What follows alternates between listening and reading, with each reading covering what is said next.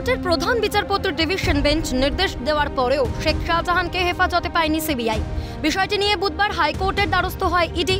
শুনানি শেষে আদালত নির্দেশ দেয়, কলকাতা হাইকোর্টের প্রধান বিচারপতির ডিভিশন বেঞ্চের নির্দেশ মতো শেখ শাহজাহানকে বুধবার বিকেল 4:30টার মধ্যে সিবিআই এর হাতে তুলে দিতে হবে রাজ্যকে। এরপর বুধবার সন্ধ্যায় শাহজাহানকে নিজেদের হেফাজতে নেন সিবিআই এর আধিকারিকরা। গোটা বিষয়টি নিয়ে বঙ্গে শুরু রাজনৈতিক চর্চা। শাহজাহানকে বাঁচাতে বাংলার সরকার এত তৎপর কেন? প্রশ্ন বিজেপির রাজ্য সভাপতি সুকান্ত মজুমদারের।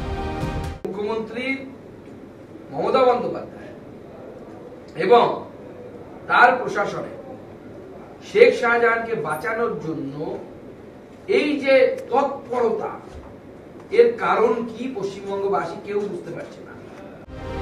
বিভিন্ন বাহানা দেখিয়ে শাহজাহানকে এখনো বাঁচানোর চেষ্টা করা হচ্ছে, অভিযোগ বিজেপি সাংসদ দিলীপ ঘোষের। এবার ওরা বিভিন্ন বাহানা দিয়ে এই কোর্ট করে তাকে এখনো বাঁচাবার চেষ্টা করছে সিবিআই হাত থেকে, কিন্তু আমার মনে হয় এটা সম্ভব নয় যে ধরনের প্রতিক্রিয়া দেখা যাচ্ছে এবং আদালত যেভাবে করার স্টেপ নিচ্ছে আর যাই শেষ পর্যন্ত সিবিআই হাত থেকে আছে।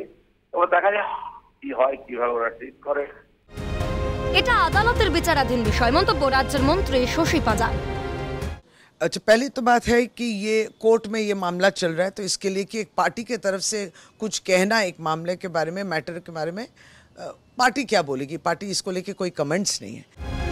শাহজাহানকে আড়াল করা হচ্ছে না দাবি তৃণমূল নেতা জয়প্রকাশ মজুমদারের। না, আড়াল করার চেষ্টা হয়নি।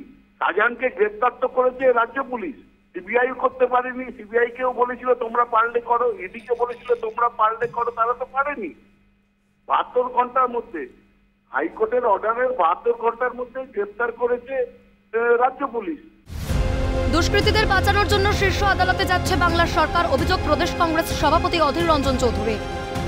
রাস্তায় কাঁদছে, দিনের পর দিন আন্দোলন করছে, তাদের কথা কর্ণপাত না করে যে ধর্ষণকারী যারা, যৌন শোষণকারী যারা, জমি কেড়ে নেওয়ার নায়ক যারা, তাদের জন্য সুপ্রিম কোর্ট যাচ্ছে।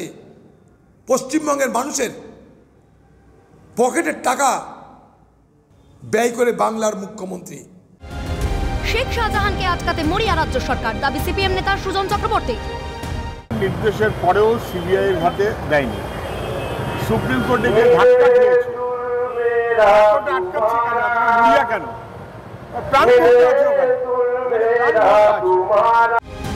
ক্যালকাটা নিউজ।